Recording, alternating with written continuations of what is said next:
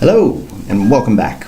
What we're going to do in this video is we are going to formally define the unit of measure for angles known as the radian. So let's get started. Okay, so our textbook defines the radian measure for angles as a unit of angle measure where 1 radian corresponds to an arc length equal to the radius. Okay, that arc length is that arc length equal to the radius is going to correspond to any circle centered at the vertex of the angle. 1 radian also corresponds to an arc length equal to 1/2π of the circumference of the circle centered at the vertex of the angle. So let's just talk about the basic idea of what a radian is, and we'll come back to this business of 1 radian corresponding to an arc length that is 1/2π of the circumference. Okay, so we saw earlier in exercise 6, parts A and B, that when we chose a unit of measure that took into account the proportion of the total circumference comprised by a given arc, that regardless of the size of the circle or the circle's circumference and hence its radius, we got, when we chose the same unit of measure, as in this case 1/4 or 1/6, and in both cases we got the same result. Okay, so what we do with a radian is you say, okay, well, wouldn't it be wise to use the radius as our unit of measure? And there are a lot of good reasons for this, but just looking at our model for circumference, I'm sure we're all familiar with, we know that the circumference of a circle will always be 2π times as large as the radius. So we know using the radius as our unit of measure will work because it is related by this factor of 2π to the circumference. Okay, so back to our definition of the radian. It states that it is a unit of angle measure where 1 radius corresponds to an arc length equal to the radius. That's key.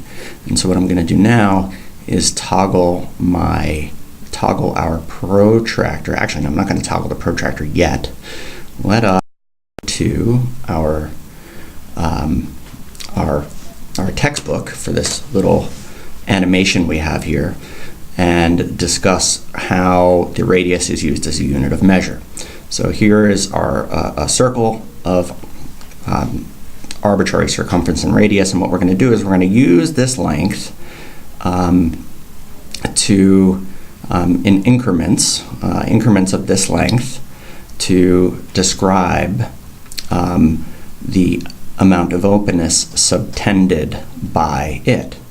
So if we take 1 radius length, that would be 1 radian, and we keep adding these in this fashion, that would be 2 radii or 2 radians, 3 radians, and note how we have a little bit left over here.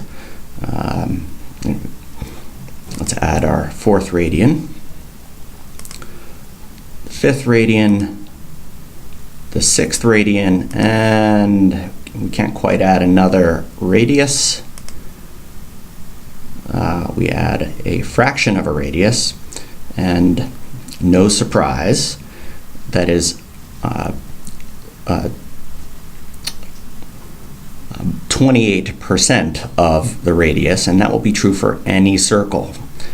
Every circle circumference will have a length of about 6.28 radiuses. No, that's not a word, but 6.28 radii. So I thought that would be useful to see.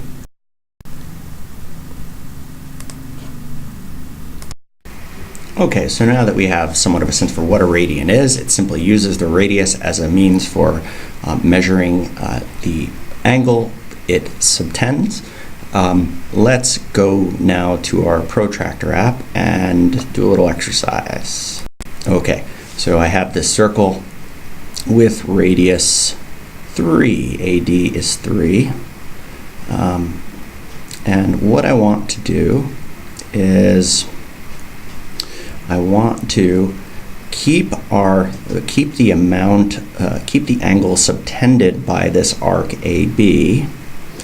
I want to keep this angle fixed, and I want to ask the question, if well, that's not true. That's not what I want to do. What I want to do is I want to, what am I missing here? Yes, I want to show my, okay, so I have my radius is 3.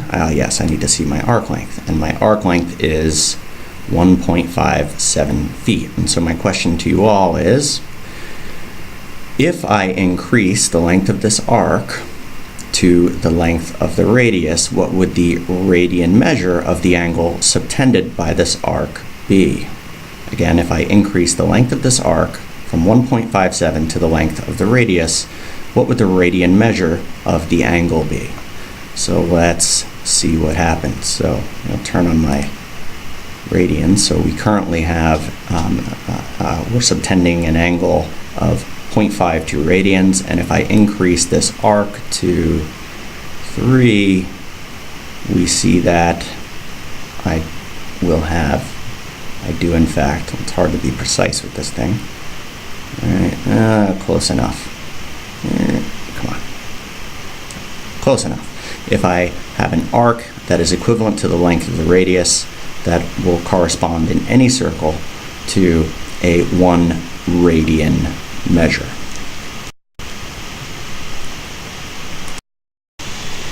And I guess it's also worth putting I have this 1 radian measure subtended by this arc AB. If I were to extend the length of the radius and hence the circumference, that this radian, that the angle measure is conserved. The angle measure is conserved.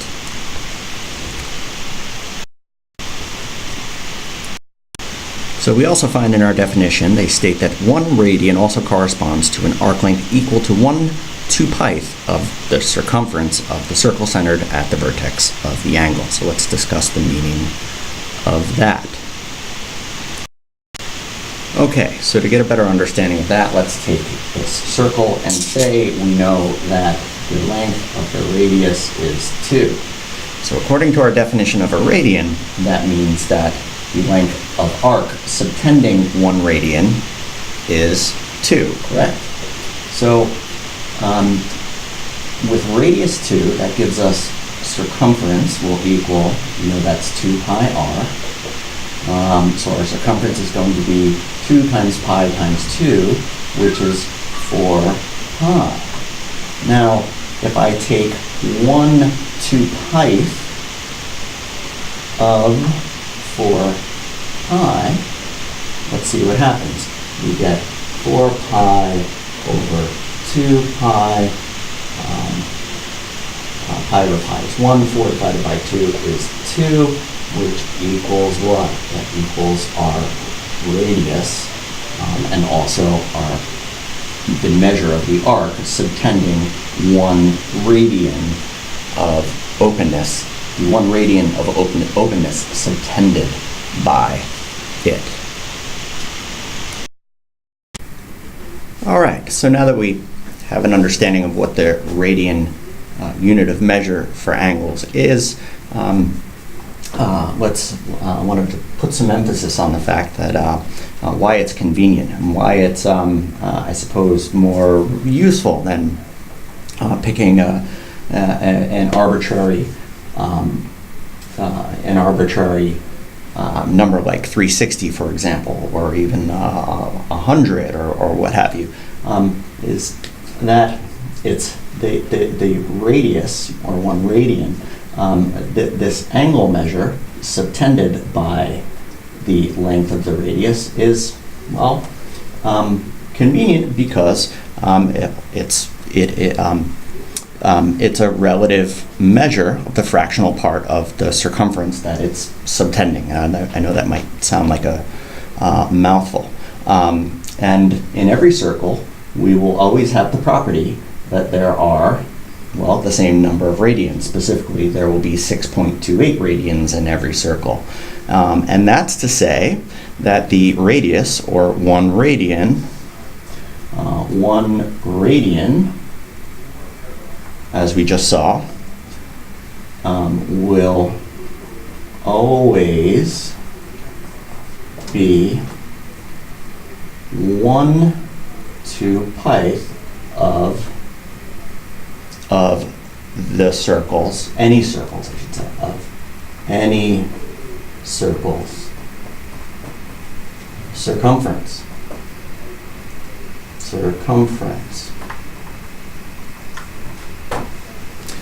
So now, let's discuss numbers 8, 9, and 10 from Investigation 1. Okay, so in number 8, we're asked, describe what it means for an angle to have the following angle measures and represent these angles on the given circle. So, using our definition of the radian, we're asked, what does it mean to have an angle measure of 1 radian? Well, we've already seen that if this is our radius, then there's going to be 1, 2, get my stylus out, 3, 4, 5 of these 6, and then in here we'll have 0.28 of a radian left over. All right, so we know that there are 6, that for any circle, the circumference will equal 6.28 of the radius, right? That's to say that there are 6.28 radii or radians in any circle. That means that of these 1, 2, 3, 4, 5, 6.28 radians, that 1 radian will represent, if I were to say break this up into thirds, or let's see, a better example, if I broke this up into a fourth, right? Right, well, let me just draw that. If I were to break a circle up into fourths, right, that means that one of these fractional areas would represent 1/4 of the circumference, right? So now, let me see if I can, I erase that. This just erases everything, right? Okay, so anyway, 1 radian we know is going to be 1/2π of, it's going to be 1/2π of any circle's circumference. I know this is messy, but bear with me. All right, so 1 radian, if we were to divide 1 by 2π, that would represent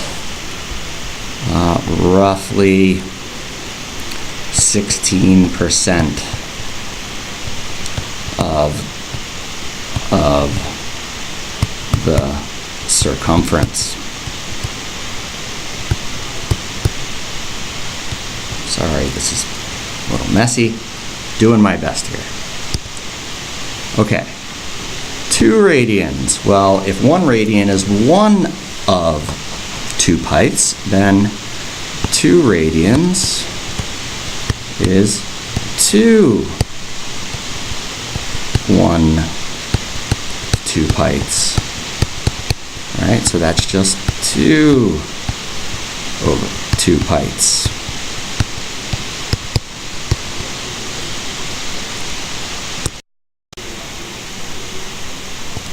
accordingly, in 3, that would be 3.5 2-pites of the circumference.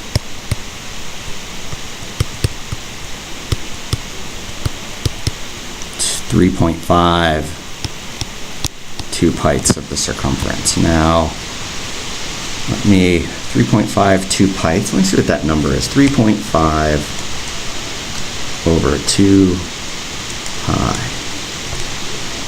Okay, so let me see if we can just kind of crudely sketch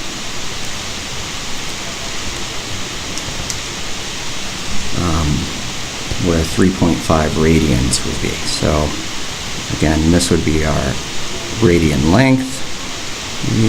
1, 2, 3, and let's say another half. Maybe about there. That would be 3.5 radians. And if we were to ask a question like, say, well, what percentage of any circle would that represent? And it looks like, well, this would be 50% and then a little bit more. So when we compute 3.5 2-pites,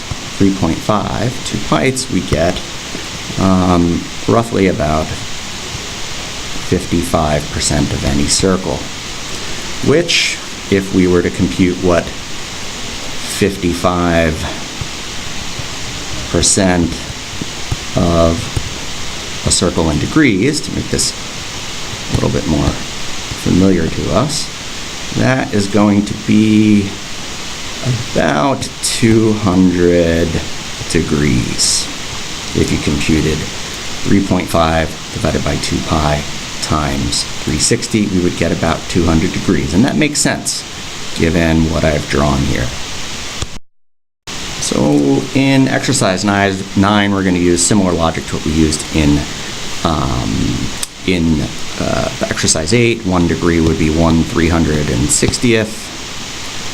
10 degrees would be 10 360ths of any circle. And 47 would be 47 360ths of any circle.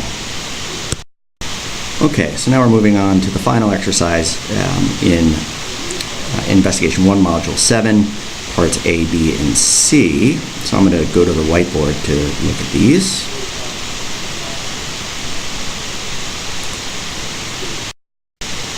Okay, so Part A, we're asked 1.5 radians, what percentage of an entire circle's circumference does that angle subtend? So if we computed 1.5 2-pites of any circle, we would get about 0.2387 or 23.87% of the circle's circumference will be subtended by this radian measure. And in Part B, they're asking us if an angle subtends an arc that is 23.87% of the entire circle circumference, what is the measure of that angle in degrees? Well, if there are 360 degrees in comprising a complete circumference or a complete extension of a ray, that's 360 degrees. If I wanted to compute what angle measure we have, we would compute 0.2387, plug this into the calculators, of 360 degrees, and that would give us about 85.94